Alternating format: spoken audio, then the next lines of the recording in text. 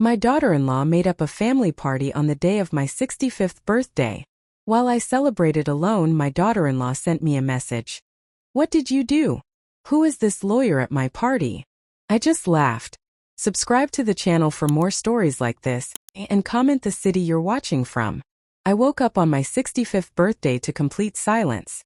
Not the peaceful kind of silence that comes with a quiet morning, but the heavy, suffocating silence that reminds you just how alone you really are. For weeks, I'd been dropping hints to my son David about my milestone birthday. 65 feels different, you know? It's not just another year. It's the age when you start looking back more than forward, when you realize how precious time really is.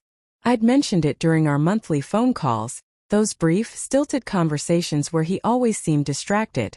Maybe we could have dinner? I'd suggested last month. Nothing fancy, just the family. "Sure, Mom. We'll figure something out," he'd said. But his voice carried that distant tone I'd grown to recognize. The tone that meant Melissa was listening in the background. So here I was, sitting at my kitchen table with a cup of coffee that had gone cold, staring at my phone. No calls. No texts. No "Happy birthday, Mom." Nothing. I tried to push down the familiar ache in my chest. David was busy, he had his own life, his own family. Melissa kept them all so scheduled, so organized. Maybe they'd call later. Maybe they had something planned for the weekend. Around noon, I decided to treat myself to lunch at that little cafe downtown. The waitress, a sweet girl named Emma who always remembered my order, noticed I was alone.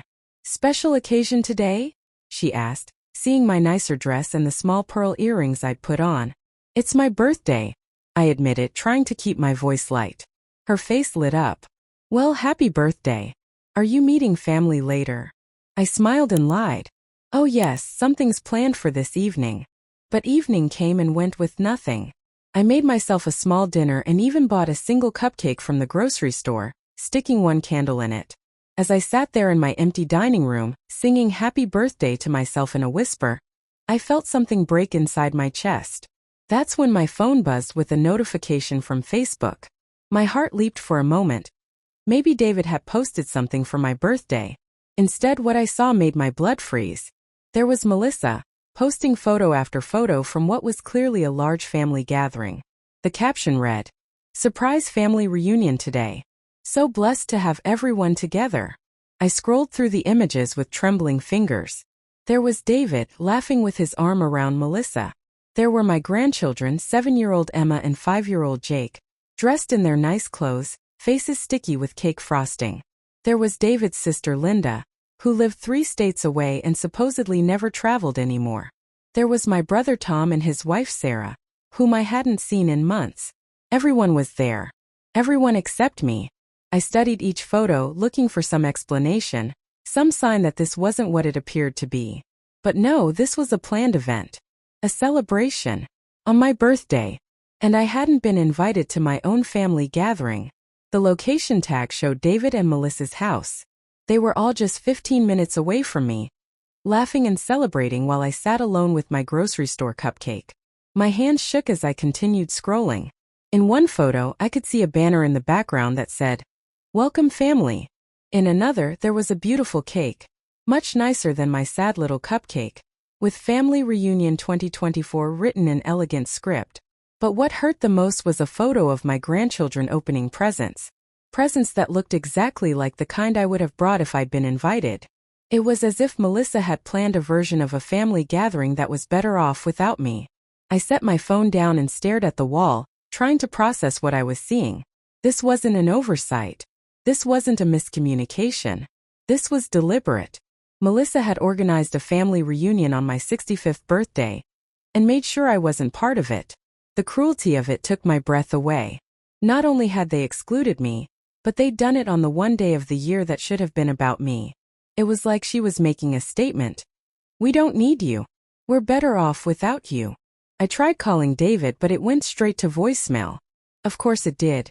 He was busy with his real family, the family that mattered. I left a message, trying to keep my voice steady. "Hi David. It's Mom. I saw the photos on Facebook. Looks like you're having a wonderful time. I was wondering why I wasn't invited. It's my birthday today and I thought, Well, I hoped we might spend it together. Call me when you get a chance. But even as I said the words, I knew he wouldn't call back. Not tonight. Maybe not tomorrow either. Melissa would make sure of that. I walked to my bedroom and sat on the edge of my bed, staring at the framed photo on my nightstand. It was from David's wedding 8 years ago. I'm standing between him and Melissa, all of us smiling. I remembered that day so clearly. How happy I'd been, how excited I was to welcome Melissa into our family. If only I'd known then what I know now. That photo felt like evidence from a crime scene now. Proof of the woman I used to be before Melissa systematically erased me from my son's life. Before she convinced him that I was too needy, too involved, too much trouble. I changed into my nightgown and crawled into bed, even though it was barely 8 o'clock. What was the point of staying awake? The day was ruined. My birthday, the one I'd been looking forward to for months, was over. And I'd spent it completely alone while my family celebrated without me. As I lay there in the dark, one thought kept repeating in my mind. How did I let this happen? How did I become so invisible in my own family's life? But perhaps more importantly, what was I going to do about it? I didn't sleep that night. Instead, I lay in the darkness, my mind spinning back through the years, trying to pinpoint exactly when everything changed. When did David stop calling me Mom with warmth in his voice? When did family dinners become awkward, tense affairs? When did I become the outsider in my own family? The answer came to me in pieces, like scattered photographs finally being arranged in order. It started slowly, so slowly I almost missed it. About 3 years after David and Melissa married, I noticed he began asking permission for things he'd never needed permission for before. I was thinking of stopping by Mom's house on Sunday. He'd say to Melissa during family dinners, his voice careful, almost apologetic. Melissa would pause, tapping her perfectly manicured nails against her wine glass. Oh, but didn't we already see her last weekend? And we have that thing with my parents next Sunday. There was always something with her parents. Always a reason why visiting me needed to be postponed, rescheduled, or shortened. First, I told myself this was normal. Newlyweds needed to balance both families. Melissa was just being protective of their time together. But gradually I started noticing the pattern. When David would laugh at one of my stories during dinner, Melissa would suddenly remember something urgent they needed to discuss. When I'd offer to babysit the children, she'd already made plans with her mother. When I'd suggest family traditions, like the Christmas cookie baking we'd done since David was small, Melissa would introduce newer, better traditions that somehow never included me. We're doing Christmas at our house this year, Melissa announced during one of our increasingly rare family dinners. My mother has this amazing recipe for prime rib, and it'll be so much easier with the kids. David looked uncomfortable. But Mom always hosts Christmas. It's tradition. David, honey. Melissa's voice was sweet, but there was steel underneath it. Your mother works so hard. We shouldn't burden her with hosting. Besides, the kids are used to my family's way of doing Christmas now. I wanted to protest. I wanted to say that hosting Christmas wasn't a burden. It was joy. It was purpose. It was the one day of the year when I felt most like a mother and grandmother. But something in Melissa's expression stopped me. A quiet warning that said, "Don't make this difficult." So I smiled and agreed, and Christmas moved to their house, along with Easter, and Thanksgiving, and eventually every holiday that mattered. But the holidays were just the beginning. Next came the gradual exclusion from important moments. When 5-year-old Emma had her first dance recital, I found out about it afterward.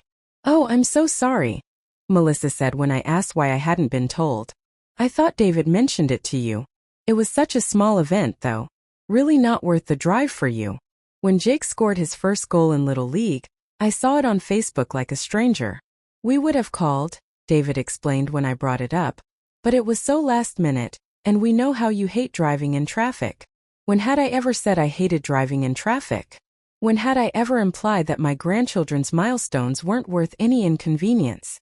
The lies were so small, so reasonable sounding, that I couldn't quite call them what they were. And David believed them, or wanted to believe them. It was easier for him to accept that I was getting older, more difficult, less interested in family activities than to confront what his wife was really doing. Melissa was smart about it. She never said anything directly cruel about me. Instead, she'd make little comments that planted seeds of doubt. Your mother seems tired lately. Maybe we shouldn't bother her with the kids this weekend. I worry about her driving at night. Maybe we should meet somewhere closer to her house. She's been so busy with her book club and her gardening. I don't want to impose on her social life. Each comment was carrying on the surface considerate even. But together, they painted a picture of an aging woman who was becoming a burden. Someone whose family needed to manage her participation rather than welcome it. And David, sweet David who hated conflict, found it easier to go along than to question why his mother was gradually disappearing from their lives. The breaking point came 2 years ago at Jake's 3rd birthday party. I'd driven to their house, arms full of carefully chosen presents, excited to see my grandson blow out his candles. But when I walked in, I realized I was the only grandparent there. Where are Melissa's parents? I asked David quietly. Oh, they had to cancel at the last minute, he said, but he wouldn't meet my eyes. Some emergency came up. Later, I saw a photo on Melissa's mother's Facebook page. She was at a spa weekend with her friends. No emergency. No cancellation. She simply hadn't been invited to the same party I was. I realized then that Melissa was running 2 different versions of family events. Her family got the real celebrations, the planned events, the special moments.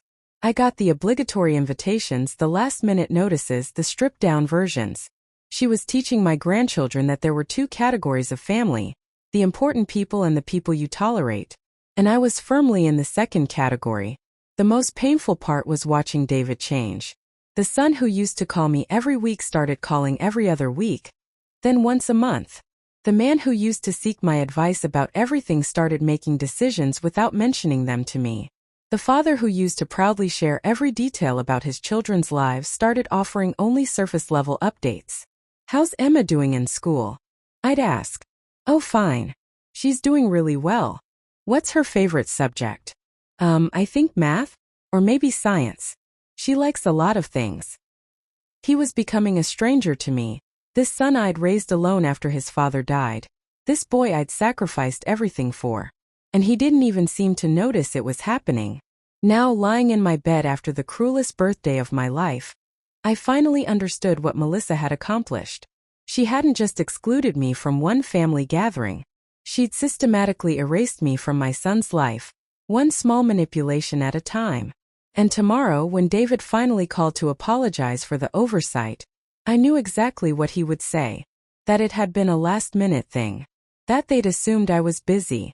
That they hadn't wanted to impose. More lies. More excuses.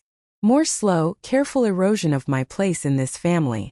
But as I lay there in the dark, something else was growing alongside my heartbreak.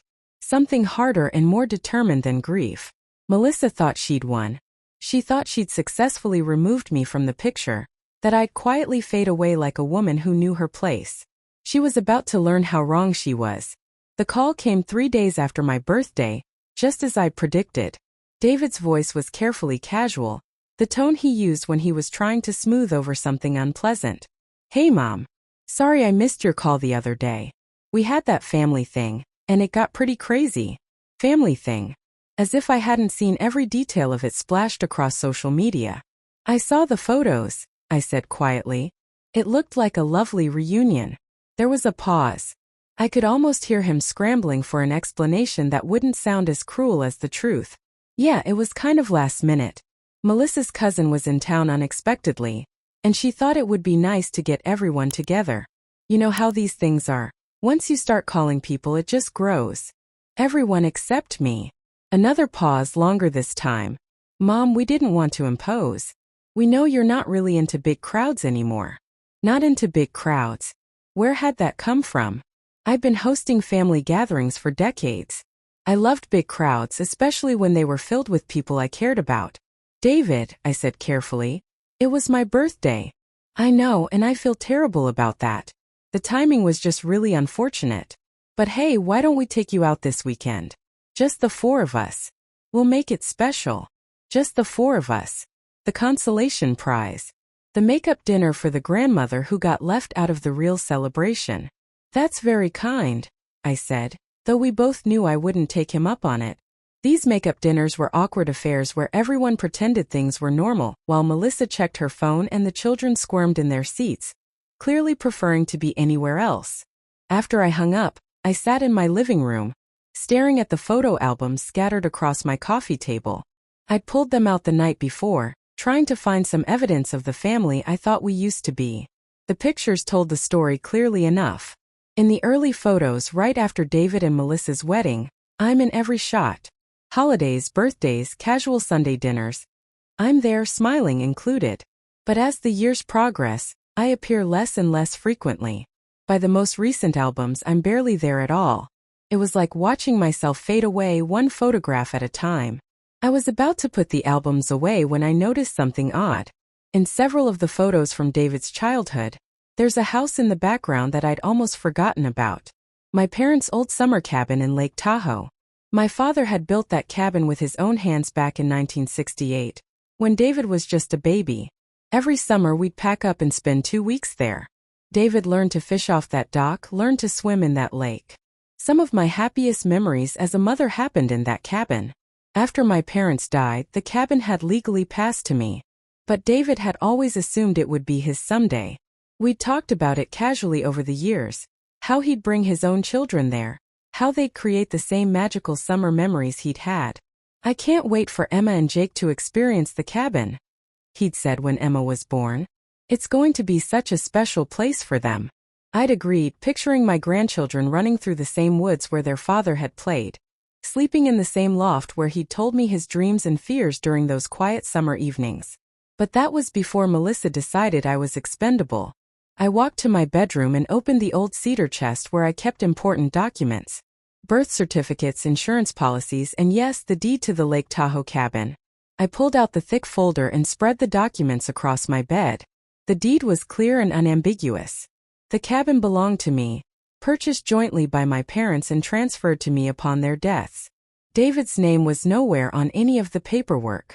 But there was something else in the folder that made my breath catch. A letter I'd written to David years ago but never sent. It was dated just after Emma was born, when I was feeling sentimental about the future.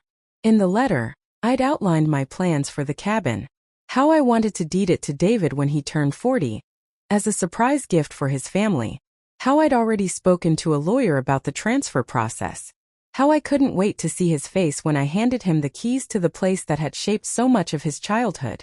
David would turn 40 in 18 months. I sat there holding that unsent letter, thinking about all the family gatherings I'd been excluded from, all the lies Melissa had told to push me out of their lives, all the ways she'd convinced my son that I was a burden rather than a blessing. Did she know about the cabin? Had David mentioned my plans to her? Was she already decorating it in her mind, planning family vacations that wouldn't include the woman who actually owned the property? I thought about last summer, when David had casually mentioned they were looking for a vacation rental near Lake Tahoe. Something with character, he'd said. The kids would love a place near the water. I'd almost told him then that they could use the cabin anytime. But something had stopped me. Maybe it was the way Melissa had been checking her phone during the entire conversation, clearly bored by anything that didn't directly involve her interests. Now I was glad I'd kept quiet. I pulled out my phone and Googled the current real estate values in the Lake Tahoe area. The numbers that came up made me sit down hard on my bed. The cabin that my father had built for $28,000 was now worth over $2 million. $2 million. Enough to change someone's life completely. Enough to fund a very comfortable retirement or pay for grandchildren's college educations, or, well, enough to do a lot of things. I thought about David's casual assumption that the cabin would someday be his. About Melissa's systematic campaign to erase me from their family. About my 65th birthday, spent alone while they celebrated without me just 15 minutes away. The letter I'd written about surprising David with the cabin deed felt like a relic from another life now. A life where I'd believed that love and generosity would be returned in kind. Where I'd thought that being a good mother and grandmother would secure my place in the family I'd helped create. How naive I'd been. I folded the deed carefully and placed it back in the folder. Then I did something I hadn't done in years. I called my lawyer. Margaret Chun had handled my parents' estate and various legal matters for over a decade. She was sharp, practical, and most importantly, completely unsentimental about family dynamics. "Jean, it's good to hear from you," Margaret said when her secretary put me through. "What can I help you with?" "I need to talk to you about the Lake Tahoe property." I want to understand my options. Of course. Are you thinking about selling? I paused, looking at the photo album still scattered across my coffee table. Photos of a family that had systematically excluded me. Photos of grandchildren I was apparently no longer important enough to see regularly. Photos of a son who'd chosen his wife's version of reality over his own mother's truth. I'm thinking about a lot of things, I said. How soon can we meet? I have an opening tomorrow at 2. Does that work? Perfect. After I hung up, I felt something I hadn't experienced in years. Not just anger or hurt, but something more powerful. Something that felt like possibility. Melissa thought she'd won by isolating me from my family. She thought she'd successfully convinced David that I was the problem, that I was too needy and demanding and difficult to include in their perfect life. But she'd made one crucial mistake.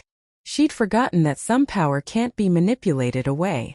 Some authority can't be transferred by whispered suggestions and planted doubts. She'd forgotten that I still held the deed to something David wanted very much. And tomorrow I was going to find out exactly what that meant.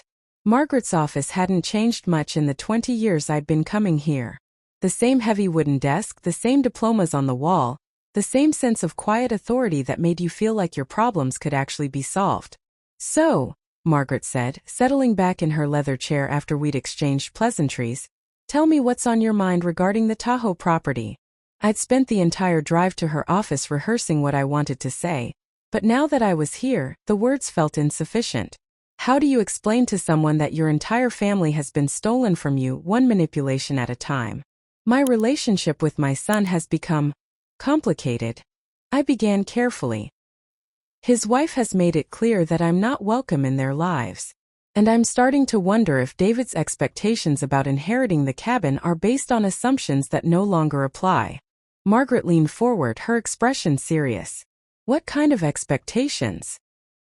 He's always assumed the cabin would be his someday. We've talked about it casually over the years. But those conversations happened when I thought I'd always be part of his family. Now. I trailed off, not sure how to finish that sentence without sounding bitter. Now you're reconsidering, Margaret said gently. That's completely within your rights, Jean. The property is yours to do with as you wish. What are my options? Margaret pulled out a yellow legal pad and uncapped her pen. Well, you could sell it and use the proceeds however you'd like. You could donate it to a charitable organization. You could will it to someone else entirely. Or you could keep it and use it yourself. What about changing the beneficiary in my will? Absolutely possible. Who were you thinking of as an alternative? I hadn't thought that far ahead, honestly. The idea of leaving the cabin to anyone other than David felt strange, almost impossible. But then again, a lot of things that had seemed impossible were becoming reality these days. I'm not sure yet. Maybe a wildlife conservation group?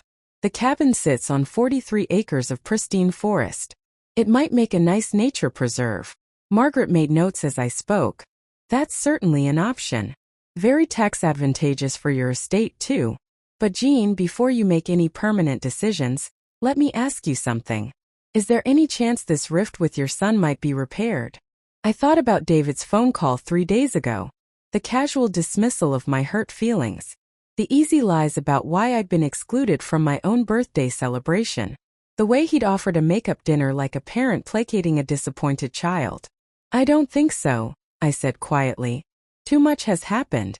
Too many lies have been told. I see. Margaret set down her pen and looked at me directly. In that case, I think you should know that there are ways to clarify the situation without making permanent changes just yet. What do you mean?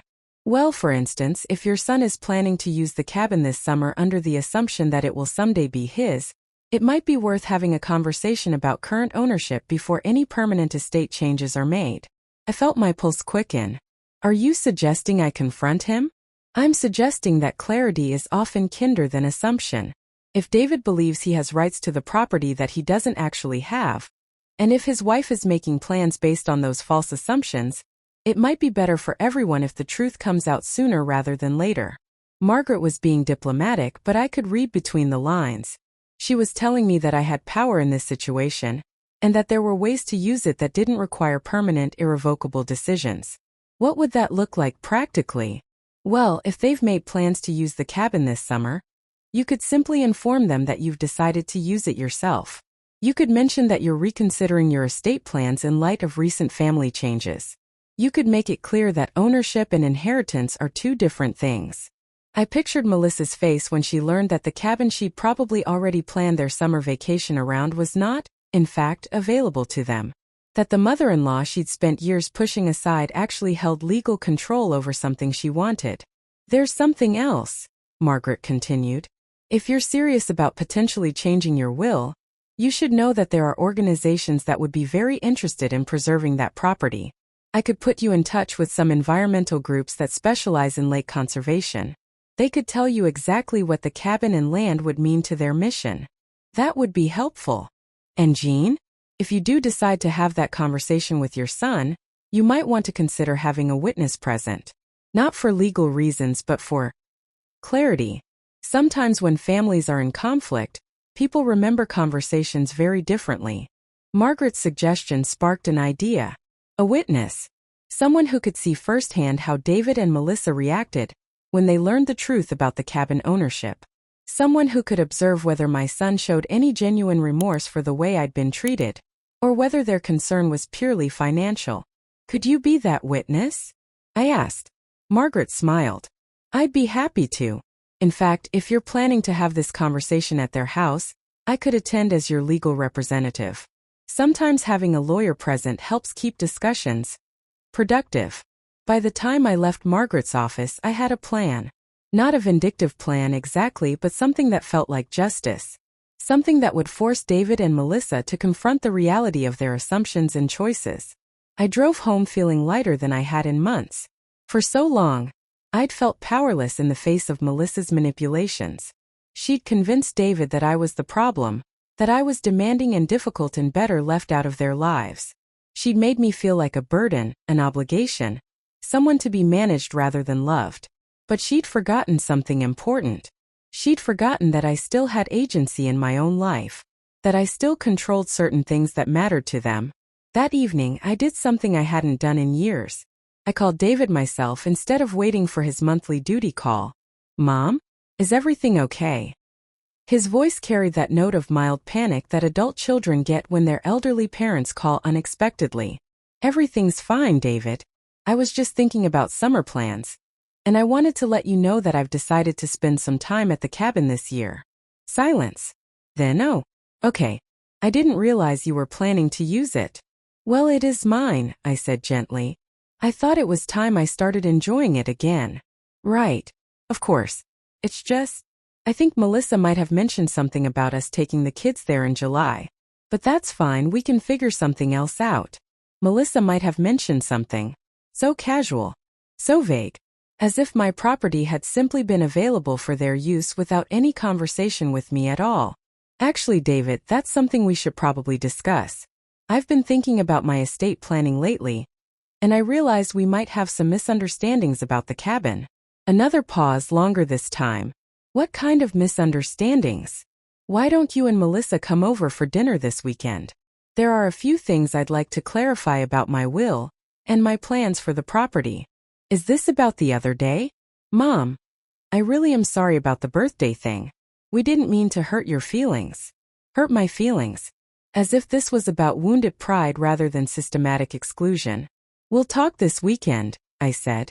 How's Saturday evening? I'll check with Melissa and get back to you.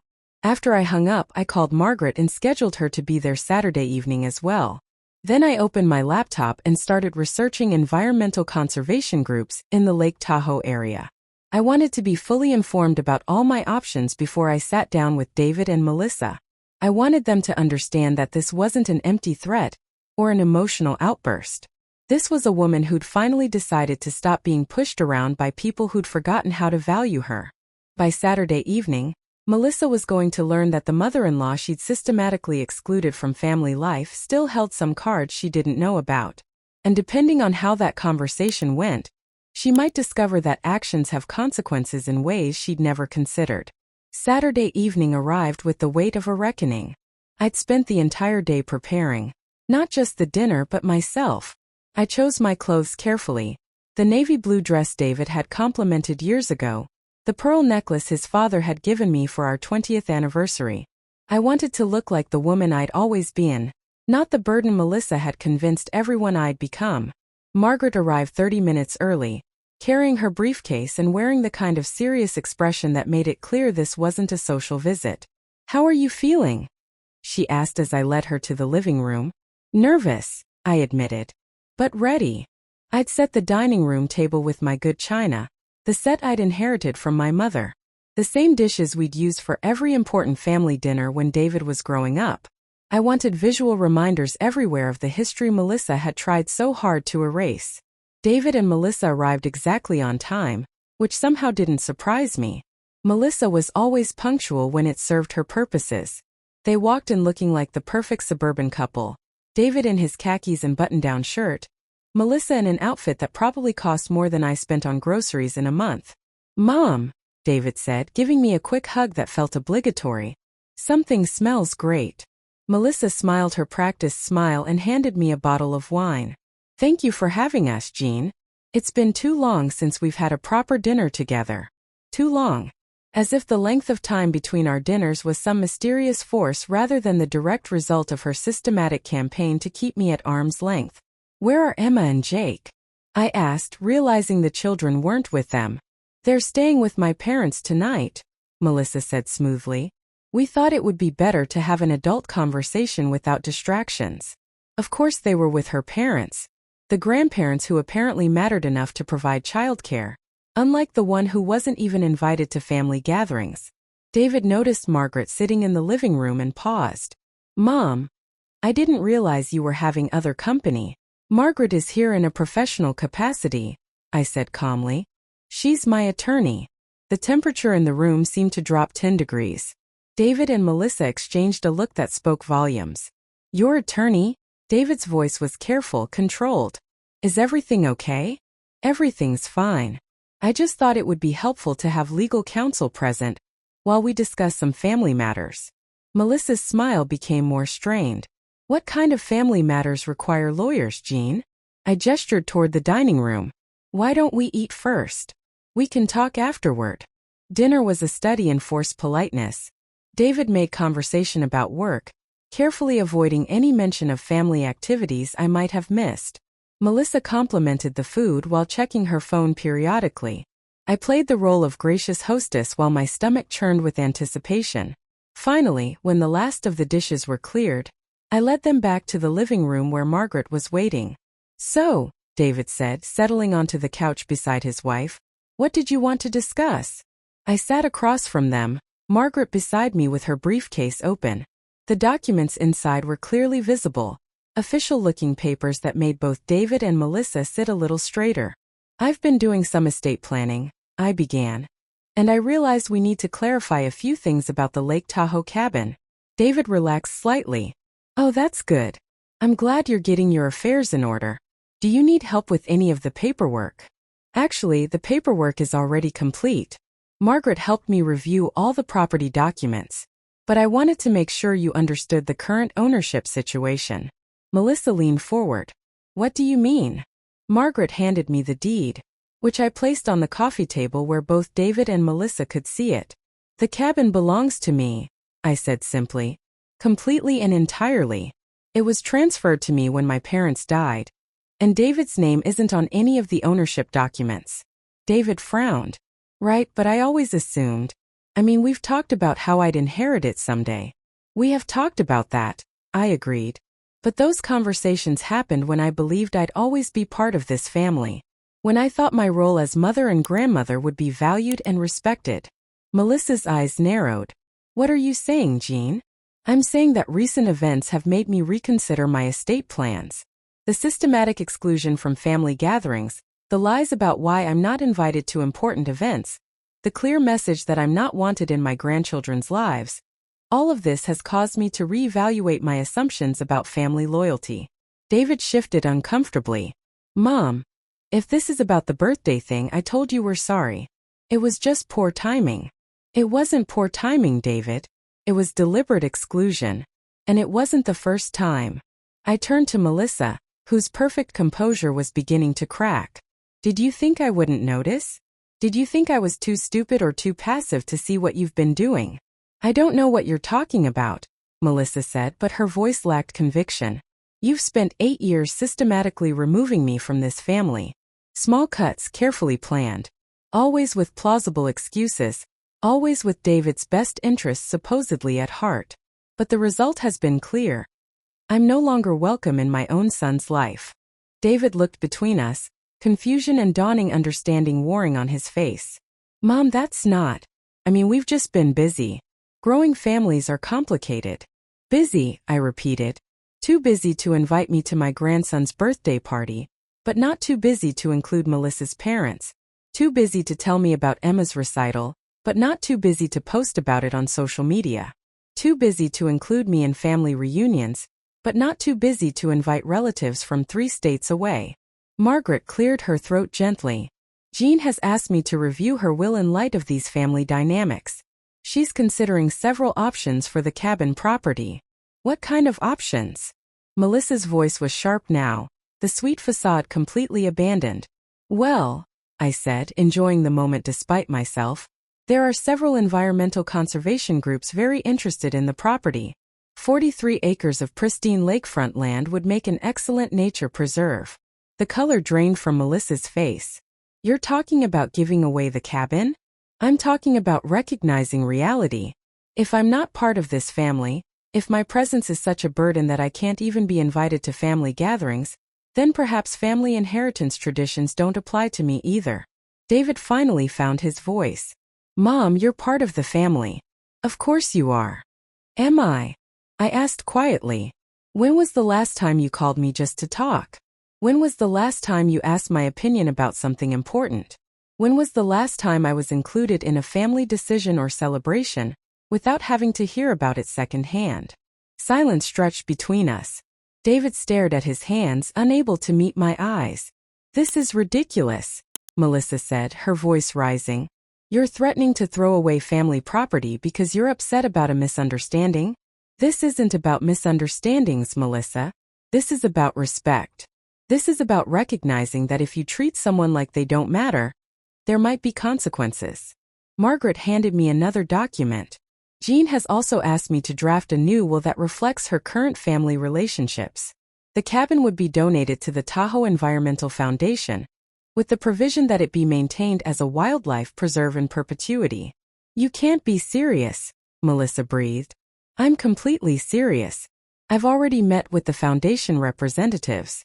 They're very excited about the possibility. David finally looked up at me, and for the first time in years, I saw the man he used to be before Melissa shaped him into someone else. Mom, please. Don't do this. We can work things out. Can we? I asked. Because from where I'm sitting, the only reason you care about working things out is because you've just learned that something you want might not be available to you. The truth of that statement hung in the air like smoke. Neither David nor Melissa could deny it. What do you want? Melissa asked finally, her voice cold and calculating. I want honesty, I said. I want acknowledgement of what's been done to me. And I want to know if there's any genuine desire to repair this family, or if your concern is purely financial. David opened his mouth to speak, but Melissa cut him off. Fine, she said sharply. Maybe we haven't included you in everything. Maybe we've been thoughtless. But this is extortion, Jean.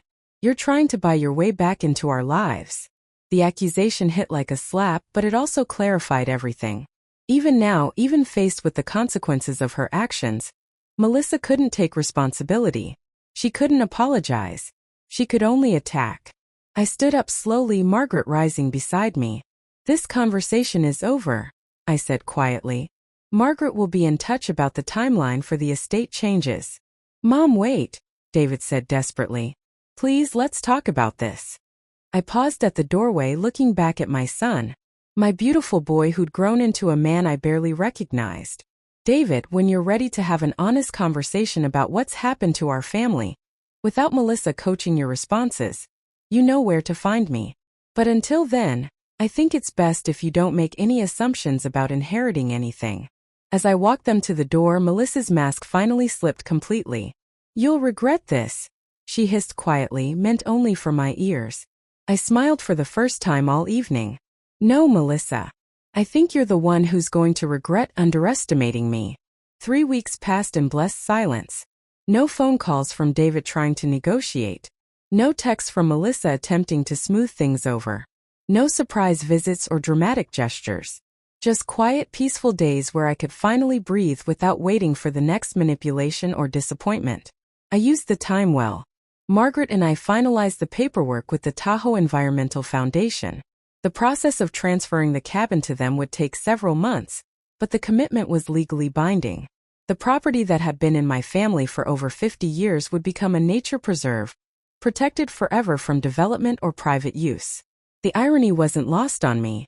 In trying to push me out of the family, Melissa had ensured that no one in the family would ever benefit from the cabin again. I also did something I hadn't done in years. I started making plans for myself. Real plans, not the tentative half-wishes I'd harbored, while waiting for my family to include me in their lives. I booked a trip to Ireland, something I'd dreamed about since I was young but never felt free to pursue. I signed up for a watercolor painting class at the community center. I joined a book club that met at the local library every Thursday evening. Small things, but they felt revolutionary after years of keeping my schedule open in case David might need me for something. On a Tuesday morning, as I was getting ready for my painting class, the doorbell rang. Through the window, I could see David standing on my porch alone. No Melissa. No children. Just my son, looking older and more worn than I remembered. I opened the door but didn't invite him in immediately. David. Hi, Mom. Can we talk? I studied his face, looking for signs of the manipulation tactics Melissa had taught him. But all I saw was exhaustion and something that might have been genuine regret. Is Melissa waiting in the car? No. She doesn't know I'm here. He paused, running a hand through his hair. We've been having some pretty intense conversations since that dinner. She's not happy with me right now. I stepped aside to let him in. He sat heavily on the couch, the same spot where he'd learned 3 weeks ago that his assumptions about the cabin were completely wrong. You were right, he said without preamble. About everything. About how we've treated you, about Melissa's behavior. About me being too weak to stand up for you. The admission hung between us. I sat across from him waiting to see if there was more. I've been thinking about that birthday dinner, he continued. The one where you asked why I wasn't invited. Melissa planned that whole thing specifically for your birthday. She wanted to prove that the family was better off without you. The confirmation of what I'd suspected still hurt, but differently now. Less like a fresh wound and more like validation of my instincts. Why? I asked. David was quiet for a long moment. I think she was threatened by you. By how much the kids loved you, by how easily you could make them laugh. By the fact that I always asked for your opinion about important things. She wanted to be the only important woman in my life. And you let her. Yes. His voice was barely above a whisper. I let her. I told myself it was easier to go along than to fight. I convinced myself that you were being too sensitive, that family dynamics were naturally changing as we got older. I made excuses for behavior that was inexcusable. He looked up at me then and I saw tears in his eyes. I'm so sorry, Mom. I'm sorry for choosing the easy path instead of the right one. I'm sorry for letting her convince me that you were the problem. I'm sorry for missing your birthday and lying about why. I'm sorry for all of it. The apology I'd waited years to hear. But now that it had come, I realized it wasn't enough by itself. Words were just the beginning. What changed? I asked. Why now? Emma asked me last week why Grandma Jean never comes to family things anymore. She said some of her friends have grandmas who live far away, but she couldn't understand why you lived so close but never visited. He wiped his eyes with the back of his hand. I started to give her the usual excuses, that you were busy, that you preferred quiet time, that scheduling was complicated. But as I heard myself saying the words, I realized how ridiculous they sounded. Emma's 7 years old, and even she could see through the lies. What did you tell her? The truth. That her parents had made some very bad choices, and that we'd hurt someone we loved because we were selfish and cowardly. I felt something loosen in my chest, a tension I'd been carrying for so long I'd forgotten it was there. What about Melissa? David's expression darkened. Melissa is struggling with taking responsibility. She keeps saying that you overreacted, that families have disagreements all the time, that threatening to give away the cabin was manipulative. Do you agree with her? No. His answer was firm, immediate. What you did was set a boundary. You said that if we wanted to treat you like you didn't matter, then you'd make choices accordingly. That's not manipulation, that's consequences. We sat in silence for a few minutes. Outside, I could hear children playing in the neighborhood, their laughter carrying through the windows. It reminded me of when David was small, when our life together was simple and uncomplicated. The cabin's really gone? He asked finally. Yes. The paperwork is already filed. It'll be a nature preserve within 6 months. He nodded slowly. Good. I mean, I'm sad about it. That place was magic when I was a kid. But it's better this way. Better that it helps preserve something beautiful than that it gets caught up in our family mess. I'm glad you understand. Can I ask you something? David looked at me hesitantly. Is there any way to fix this? I know I can't undo the damage, but is there a path back to being a real family? The question I'd been hoping he'd ask, but also the one I'd been dreading, because the answer was complicated. That depends on a lot of things, I said carefully. It depends on whether you're willing to make real changes, not just promises.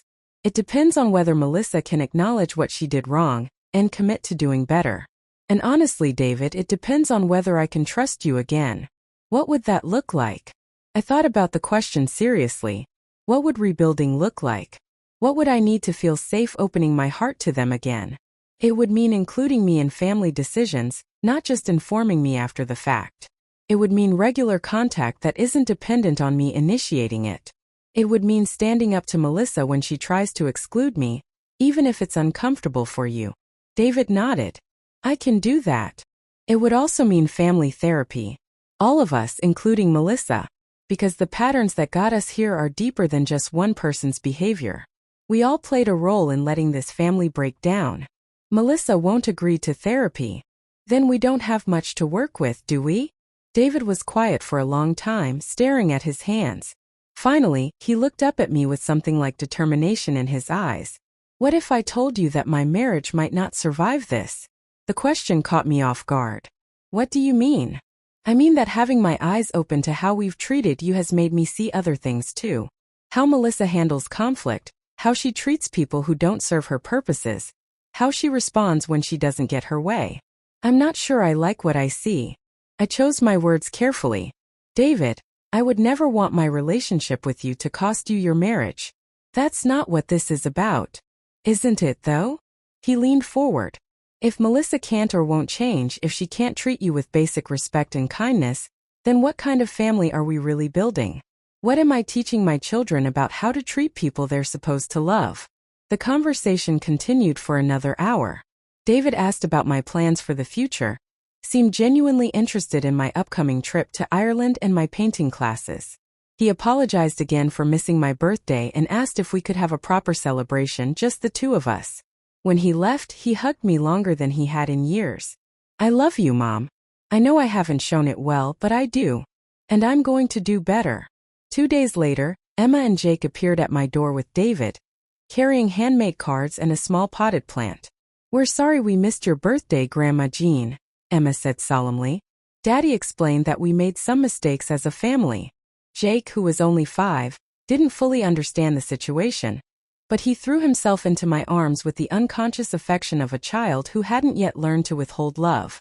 We spent the afternoon in my garden, planting the flower they brought and talking about everything and nothing.